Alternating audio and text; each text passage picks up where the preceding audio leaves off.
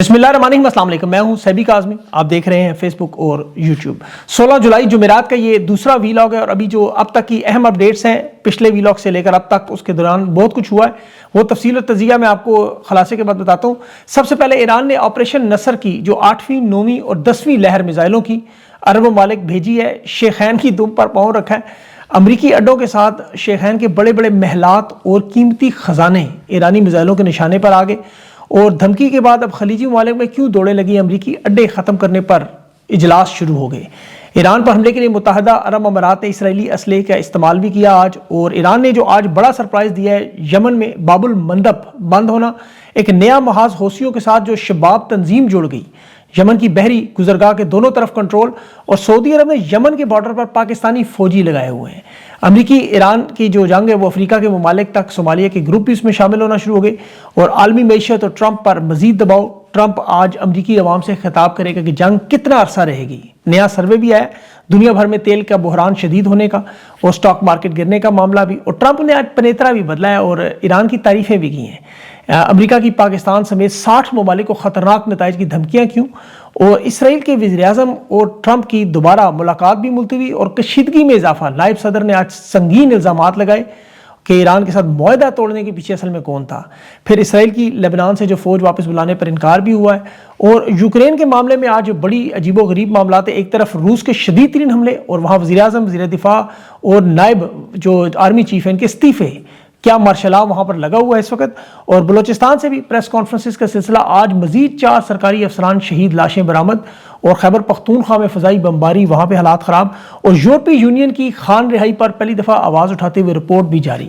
Form 47 की हुकूमत नहीं रुकवा सकी।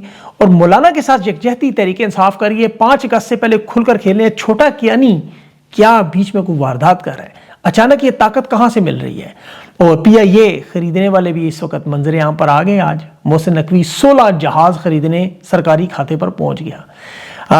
इसके अलावा भी कुछ छोटी मोटी खबरें, लेकिन सबसे पहले ताज़ा तरीन मामला जो इस वीलॉग से 2 घंटे पहले अभी ईरान ने ऑपरेशन नसर 2 की 8वीं, 9वीं और 10वीं लहर पासदारान इनकलाब ने, एरोस्पेस फोर्स ने अमरीकी ठिकानों पर जारी की है। बड़ी जारहाना कार्रवाई की है। और ईरान ने साथ आज क्लस्टर मिसाइल जो अभी इन्होंने बहरीन में इस्तेमाल किए हैं, इसराइल के अलावा पहली दफ़ा इस्तेमाल हुए, वो तमाम अरब ममालिक में इस्तेमाल करने का ऐलान किया है।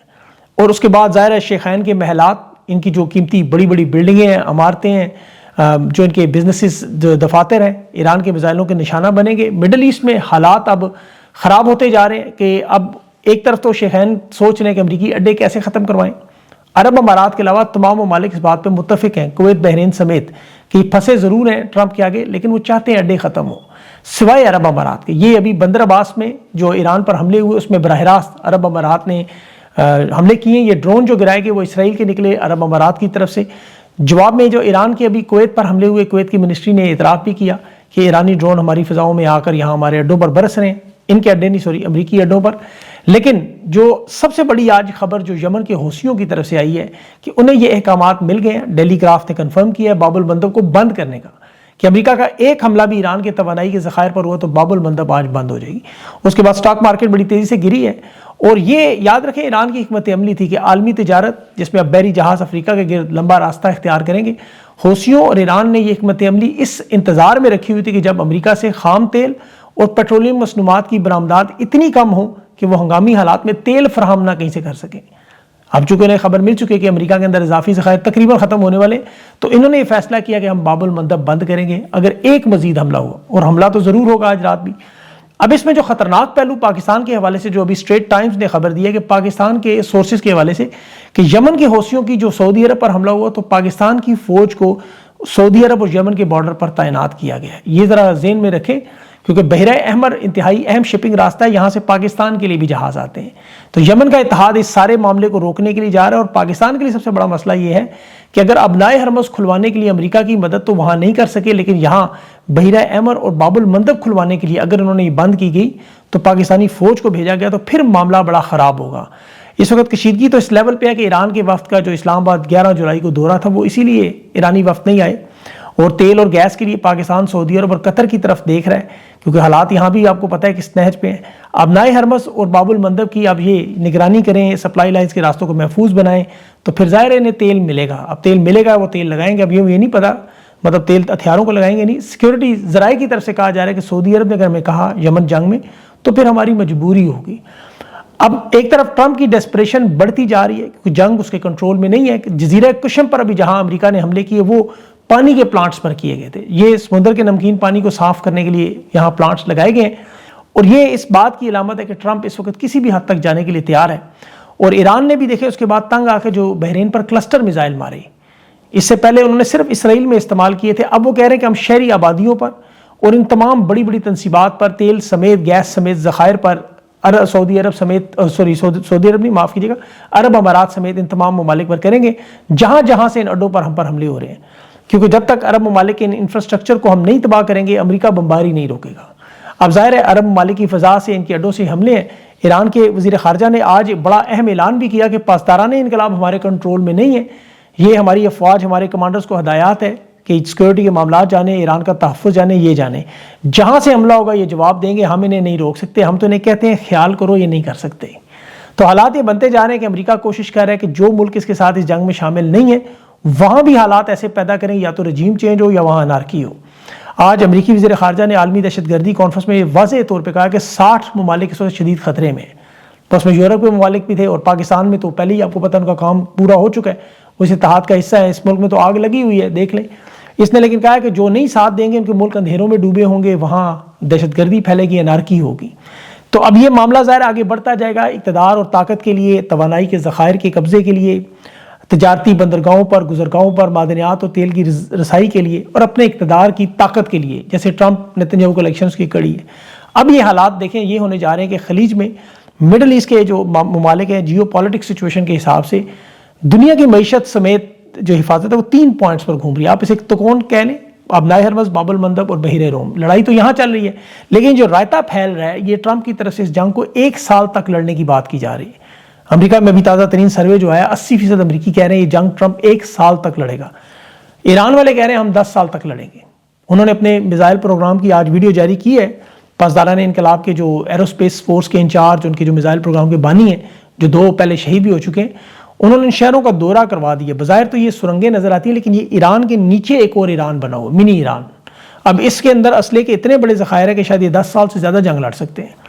اب اس وقت دیکھیں ایران کے سامنے تو عرب ممالک ہیں, اسرائیل ہے, امریکہ ہے, اور دوسرے مرحلے میں ایران کے جو حامی ہیں مزاحمتی گروپ ہے یمن, لبنان, فلسطین, شام, عراق.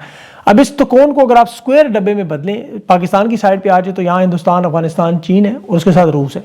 روس کی بھی یوکرین کے ساتھ آپ کو پتہ ہے جنگ کتنی بڑی ہے, اور ایران اور پاکستان کے بھی معدنیات اور ذخائر ہیں. اب یہاں ترکی کو بھی ایک بڑا فریق بنایا. یہ یاد رکھیں کہ نیٹو کی وجہ سے, روس یوکرین کی جنگ کی وجہ سے اصل فریق ہوا ہے, لیکن یہاں ایک اہم فریق شام جس نے آج وہ کام ڈال دیا جو میں آپ کو روز بتاتا تھا.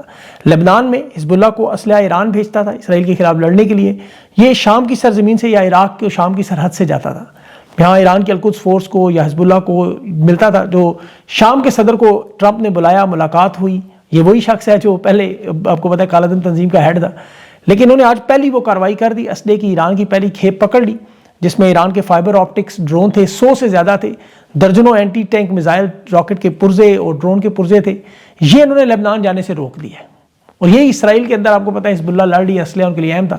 یہاں شام کا وہ سب سے بڑا کردار تھا, اس کا پہلا مرحلہ شروع ہو چکا ہے. اب دوسری طرف افریقی ممالک میں جہاں دیکھیں جو پراکسی وار ہے, جیسے مشرق وسطیٰ کا آپ نقشہ دیکھیں نا, اس میں ہارن آف افریقہ بھی ہے, افریقی سنگ جسے کہتے ہیں. یہ ممالک بھی بحیرہ احمر اور نہر سویز کے یا باب المندب کے بالکل سامنے ہیں. یہاں جبوتی افریقہ کا ملک ہے, وہاں 5 ممالک ہیں, امریکہ, چین, فرانس, جاپان اور سعودی عرب کے ملٹری اڈے ہیں. اسرائیل کے صومالی لینڈ میں ملٹری اڈے ہیں. اور اب یہ جو پراکسی وار وہاں پہ چل رہی ہے, جیسے ایتھیوپیا صومالیہ کا معاملہ ہے, سمندری بندرگاہوں پہ عرب امارات اور سعودی عرب کی چپکلش ہے, صومالیہ, ایریٹریا, سوڈان, لیبیا میں, اور یمن کے حوالے سے, اور اس کے بیچ میں دہشت گرد تنظیمیں بھی ہیں. اور ظاہر ہے امریکہ اور چین آمنے سامنے. پاکستان کے حوالے سے یاد رکھیں اس کو, پاکستان میں ابھی ریسنٹلی فیلڈ مارشل کی سوڈان, لیبیا میں ملاقاتیں ہوئیں. لبنان کا آرمی چیف پاکستان 2 دفعہ ہے, جنرل حفتار سے فیلڈ مارشل ملا. تو یہ جو انڈائریکٹ ان کی آپ کو پتہ ہے جو کوشش ہے بیچ میں, کیونکہ کرائے کی بندوقیں ہر جگہ چاہیے, اب ان کا کردار ضرور ہوگا, لیکن یہ مجھے لگتا ہے یمن کے حوالے سے, سعودی عرب کے حوالے سے انتہائی خطرناک ہے. اور یہی وہ ٹرننگ پوائنٹ ہوگا جو ایران کی جنگ میں ظاہر ہے اثر بھی ڈالے گا. اسرائیل کے وہاں مفادات ہیں جن کا تحفظ بھی ہے, شام, ترکی یا پاکستان کی طرف سے, بورڈ آف پیس والوں کی طرف سے. اب اس میں اسرائیل امریکہ کے تعلقات میں آج ایک بہت بڑا ٹوسٹ آیا ہے, جس میں نیتن یاہو کی ٹرمپ سے دوسری دفعہ ملاقات کینسل ہوئی ہے. کیونکہ اس نے لبنان میں سے فوج نکالنے سے انکار کیا اور معاہدہ نہیں بڑھا، جس کے بعد جنگ شروع ہوئی۔ اب امریکی نائب صدر نے اس پہ دیکھیں کہا کہ خفیہ ایجنسیاں جو اسرائیل کی وہ امریکہ کے اندر اس لیول پہ مداخلت کر رہی ہیں کہ ٹرمپ پر جہاں دباؤ کے لیے جیفری ایپسٹین فائلیں ہیں، ڈیپ سٹیٹ ایکٹرز ہیں، اس نے ساتھ یہ وجہ بتائی کہ اسرائیل چاہتا ہے کہ نیتن یاہو چاہتا ہے کہ ایران کے ساتھ کسی طرح مذاکرات نہ ہوں۔ ٹرمپ نے تو آج ایران کا شکریہ ادا کیا، وہ جو امریکی خاتون 2024 میں بائیڈن کے دور میں غلط طور پہ حراست میں چلی گئی، ایران نے آج آزاد کر دیا۔ ٹرمپ نے خیر سگالی کا شکریہ ادا کیا، لیکن اسرائیل نہیں چاہتا کہ یہ معاملہ آگے کسی طرح بڑھے۔ جنگ رکنا ان کے لیے کسی حالت میں بہتر نہیں ہے۔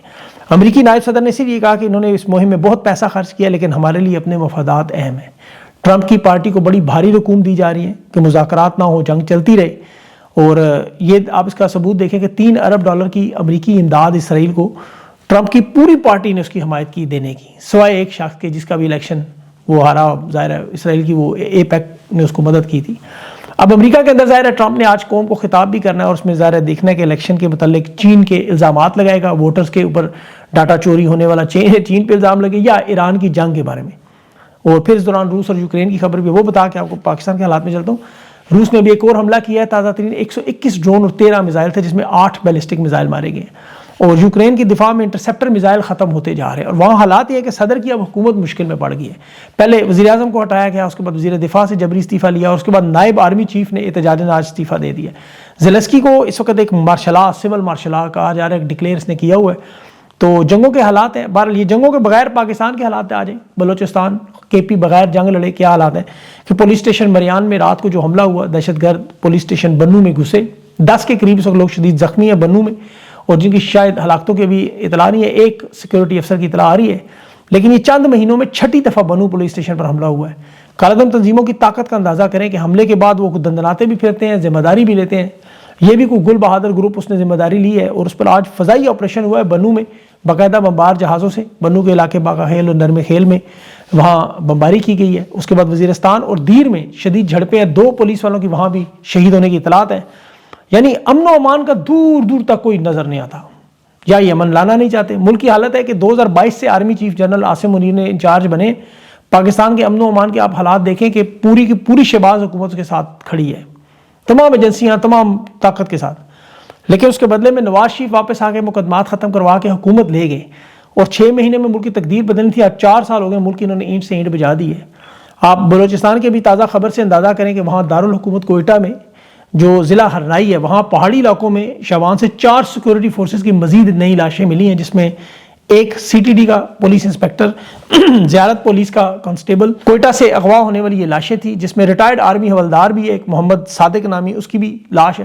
اب مظاہرین کے حوالے یہ لاشیں نہیں کی جا رہی، وہ ویسے کنٹینر میں پڑی ہوئی ہے پہلے والی۔ اب یہ خبریں آ رہی ہیں کہ ان کو باقاعدہ جلایا جا رہا ہے۔ یہ محمود چکزئی نے کہا ہے، خود انکشاف کیا ہے کہ یہ جو 4 نوجوان سیکورٹی فورسز ہیں شہید کیے گئے، گولیاں ماری گئی، ان میں سے ایک کو دھرنے میں ان کی لاش کو لانے کی اجازت ہے، باقیوں کو نہیں لانے دے رہا۔ اب کون نہیں لانے دے رہا، کون جلا رہا ہے، یہ اب سب جانتے ہیں۔ بلوچستان میں تو دیکھیں پہلے مسنگ پرسن کا معاملہ ہوتا تھا، بلوچ نوجوانوں کا یا سیکورٹی اہلکاروں کے آپریشن کا جو حصہ نہیں بنتے تھے انہیں مسنگ کرنے کی بجائے شہید کیا جاتا تھا۔ اب تو یہ اطلاعات آ رہی ہے جو آپریشن سے انکار کرتا ہے اسے اڑا دیا جاتا ہے، اور پھر الزامات کالعدم تنظیموں پہ لگا دیے جاتے ہیں۔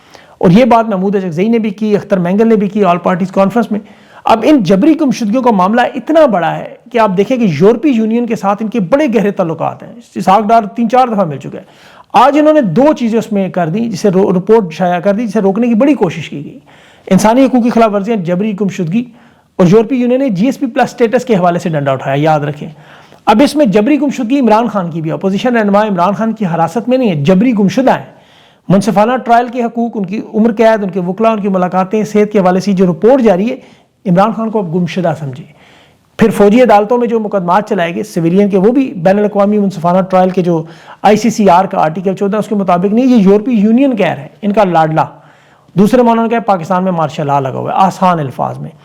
اب یہاں پہ دیکھیں تحریک انصاف جماعت، جن کے پاس پاکستان کا سب سے بڑا مینڈیٹ ہے، سب سے بڑی جماعت ہے، عمران خان پاکستان کے بلکہ برصغیر کے سب سے بڑے رہنما جو جبری گمشدہ ہیں، قید میں بظاہر رکھے گئے ہیں، 3 سال ان کو 5 اگست کو ہونے والے ہیں، اور اب تحریک انصاف 5 اگست سے پہلے کھل کر کھیلنے کا فیصلہ کر رہی ہے۔ سہیل آفریدی نے آج کمپنی کے سامنے باغی باغی کے نعرے بھی لگائے ہیں کہ میں باغی ہوں، اور مولانا فضل الرحمان کے ساتھ اس کے بیان کی آج تائید بھی کی جا رہی ہے۔ تحریک انصاف مولانا کے ساتھ جڑے گی، یا مولانا پنجاب میں جیسے ابھی لاہور میں جلسے کی اجازت ملی، وہ انہیں لایا جا رہا ہے، کیونکہ مولانا کی اب تقاریر دیکھیں دوبارہ جو کی گئی وہ اس کا ثبوت ہے کہ ادارے میں چھوٹا کیا نہیں مولانا کو سگنل دے رہا ہے۔ یہ مولانا جو وردی اتارنے کی بات کر رہے تھے نا، اسی تناظر میں تھی کہ 3 سال کے ایکسٹینشن کے بعد پھر وردی اتاری جائے۔ اب وردی اتارنے سے مراد استعفیٰ۔ اب اتنا بڑا بیان دے کے دیکھیں مولانا، ان کے بھائی، ان کے پارٹی کے کرندے آزادی کے ساتھ گھوم رہے ہوں، کوئی مقدمات، گرفتاری، غداری، وہ بظاہر چھوٹے موٹے ہیں لیکن اس کے علاوہ سوشل میڈیا کے علاوہ کوئی پریشر نہیں ہے۔ مولانا کو واقعی ادارے کے اندر سے باقاعدہ تقویت مل رہی ہے، ورنہ اتنی بڑی بات نہیں ہو سکتی تھی۔ اور یہ باتیں کرنے والے دیکھیں تحریک انصاف کے سارے رہنما جیلوں میں ہیں، جنہوں نے 1% بھی اس کا نہیں کہا۔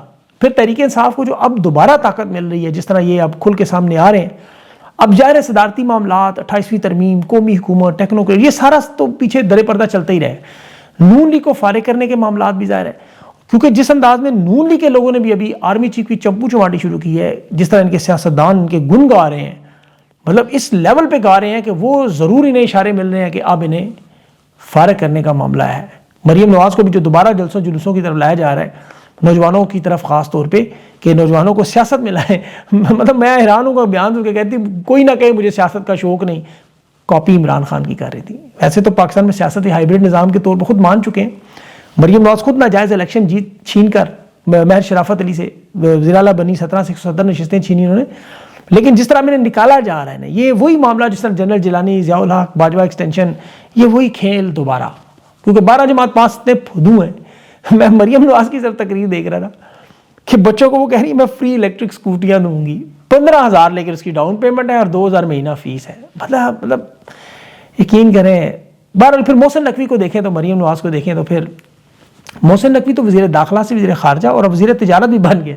وہ پی آئی اے کی جو 10 ارب کی پرائیویٹائزیشن کر کے بیچ چکے ہیں، اس کے لیے 16 بوئنگ جہاز خریدنے امریکہ گئے۔ اندازہ کریں 10 ارب میں پی آئی اے بکی ہے، جس کی 16 ارب کی جائیدادیں نے مفت میں ملی ہیں۔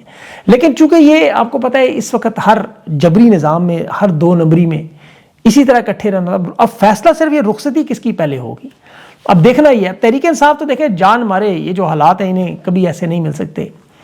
اب پتہ نہیں اب یہ جینونلی اکٹھے ہو رہے ہیں، عمران خان کی رہائی کے لیے عوام کو موبلائز کرنے کے لیے کامیاب ہوتے ہیں، یا پھر مسئلہ کیا ہے؟ عوام تو دیکھیں اپنے مسائل کی وجہ سے اتنی پریشان ہے کہ لوگ نکلنے کے تیار ہیں، وہ کہتے ہیں کوئی شکل نظر آ جائے، ہمیں کوئی تھوڑی ہمت کر کے باہر آ جائے، کوئی بارش کا قطرہ بنے۔